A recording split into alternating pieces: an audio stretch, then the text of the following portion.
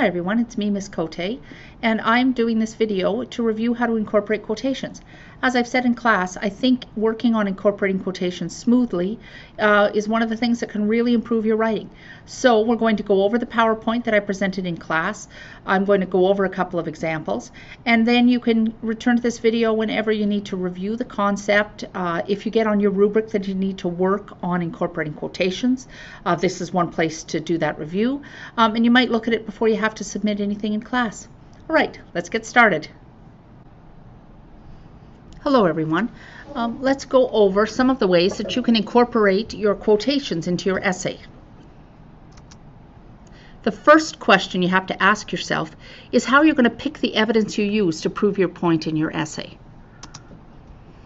When you're choosing quotations, you should keep something in mind. The quotation should be contentious and open to interpretation. Contentious means that they should bring about some debate so that you actually have to interpret them, that you have to use some inferencing, that you have to actually think about what they might mean and then prove that.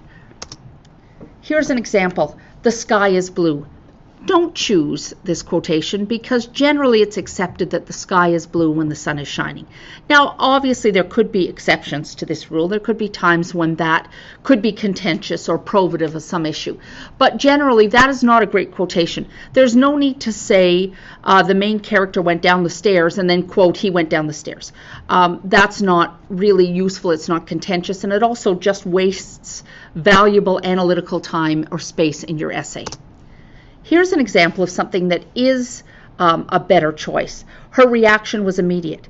This quotation is open to interpretation. You don't really know what her reaction was. It doesn't say what her reaction is, but you can tell from the fact that it happened quickly that it's probably something that's emotionally charged. So here you have something to work with.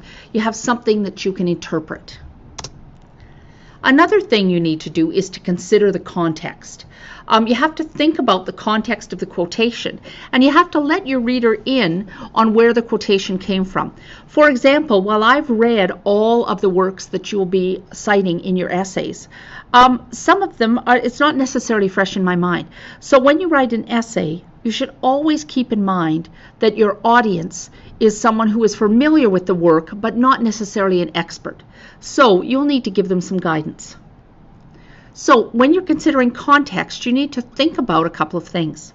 For example, if it is not in the quotation itself, you need to provide the reader with who said the quotation. In some cases, it will be dialogue, so it will actually have been said by a character. For example, the character might say to another character, "I'm not going." That's dialogue. You're quoting that dialogue. You'll notice that there is an I there, a pronoun. A pronoun is usually a hint that you are missing some information, that you're going to need to give the context in the words that lead into that quotation. Let's take a look at another example. In this case, it's the narrator or the writer who technically said it. It's not dialogue. So her reaction was immediate is an example of this. She's not saying to someone else, whoever the she is, oh, my reaction was immediate. This is something that you're being told by the author. You notice again that one of the indicators that you must take a moment and add the context is you have another pronoun, her.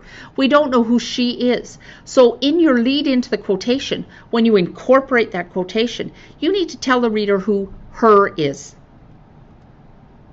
Another important element of context is to whom. So if it's being spoken, to whom is it being spoken to? If it's dialogue. If it's not, to whom is the comment directed? About what? What is this quotation discussing? So, for example, her reaction. What is she reacting to? Why is she reacting to something? So you need to get, if it's not clear in your quotation, you need to get that in your lead-in.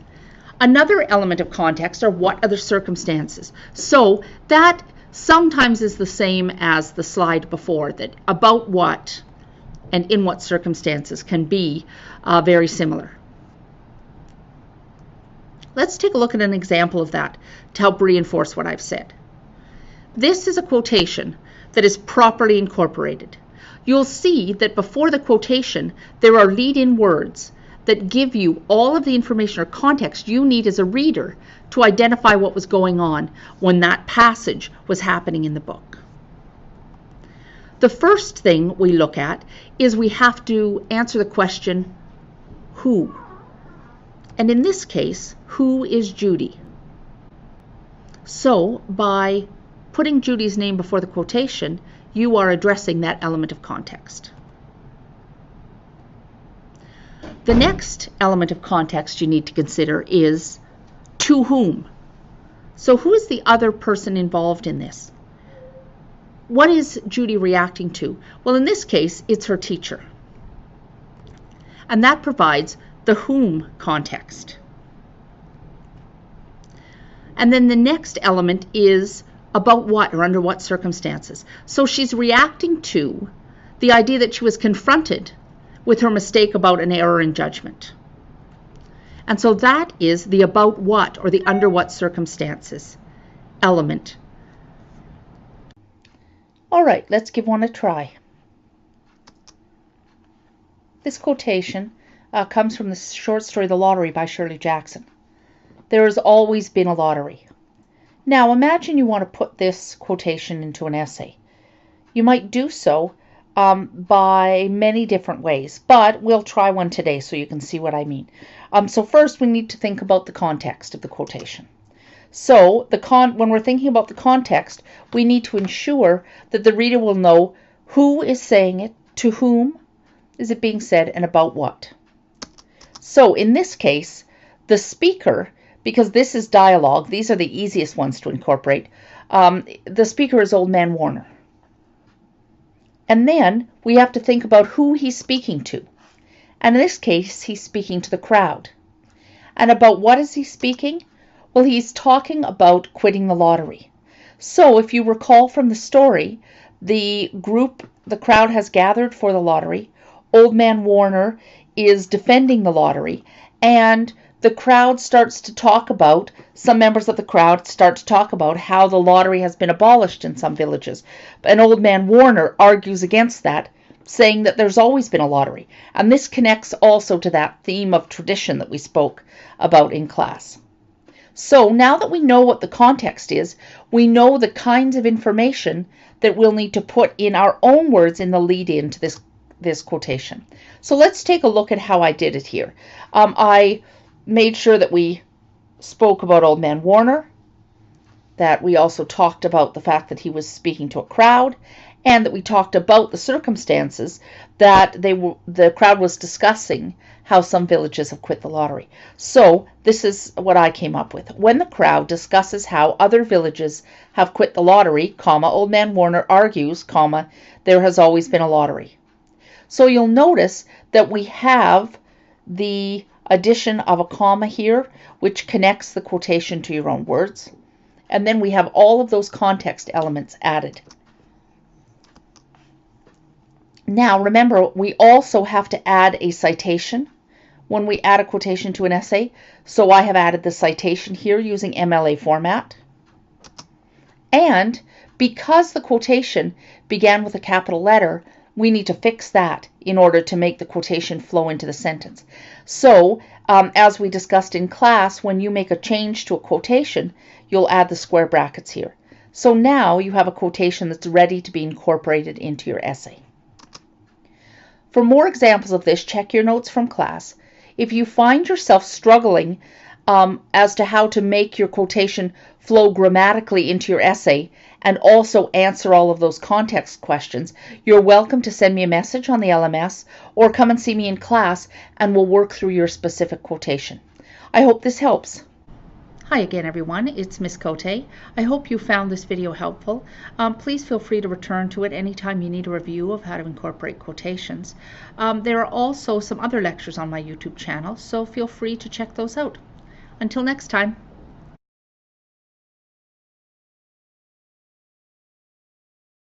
Cut this part out. The program I chose to use for my lesson capture was Camtasia for Mac. And I chose Camtasia for a number of reasons. It's user-friendly, and it doesn't take a long time to learn how to do different things. There's lots and lots of online support. There are all kinds of options to combine video and graphics and PowerPoint presentations, and I combined all of those in my lesson capture. I also find it really easy to upload to YouTube and to share.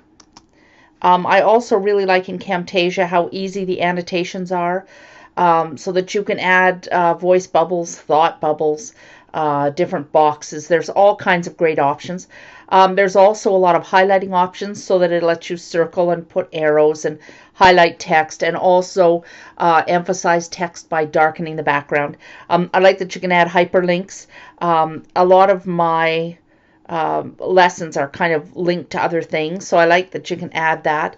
And I also like that you can take your cursor and then later add different things, different cursor effects, like you can highlight your cursor and that sort of thing.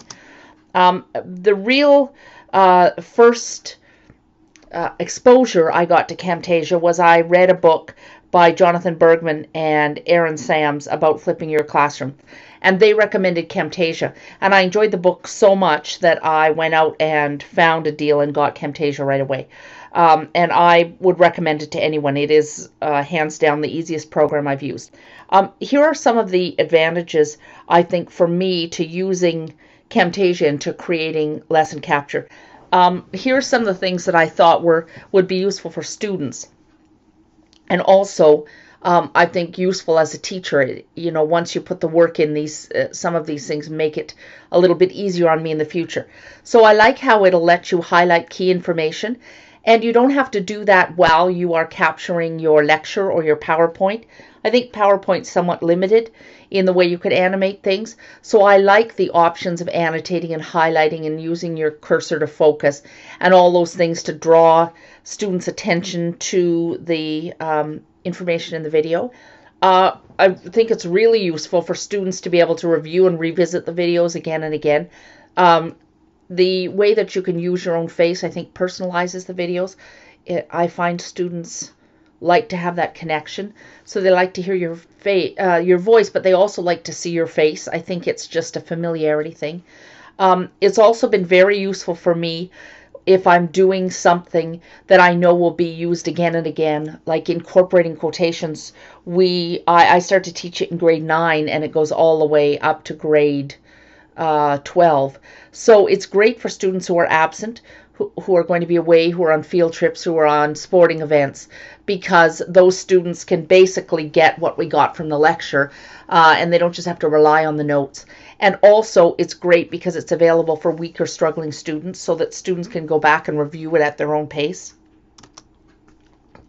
I have used videos both for blended learning and an e-learning class, and I think that this video and videos that I will create based on what I've learned with this one, I'll use a lot when I teach the online full credit summer school course for English, because students really struggle with this concept, and I think that the video will be helpful, and probably I'll make a couple of different videos even on this topic where I look at incorporating a few more quotations and some different ways to do that. I like that it differentiates based on a student's readiness. So some students, you teach this, but they're not quite ready for the concept in their writing. They're focusing on other problems in their writing. So this allows them to get the idea, but then go back when they're ready and review the concept. It prevents me from having to teach it again and again, so that students who are, at this point, some students come into high school with this skill, and some leave high school and they've never quite gotten the hang of it.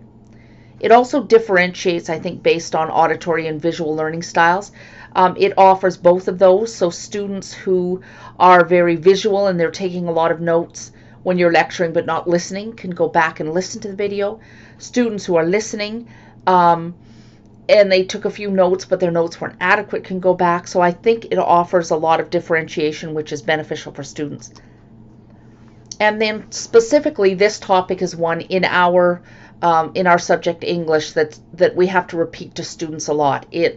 I teach it, I'll teach it again. I've had students that I've taught it to in grade 10, in grade 11, and I'm still trying to get them to understand it in grade 12. It's something that it's kind of a readiness with students. There's a certain stage of writing that students achieve, and I think this is one of those areas that kind of shows what stage they're at.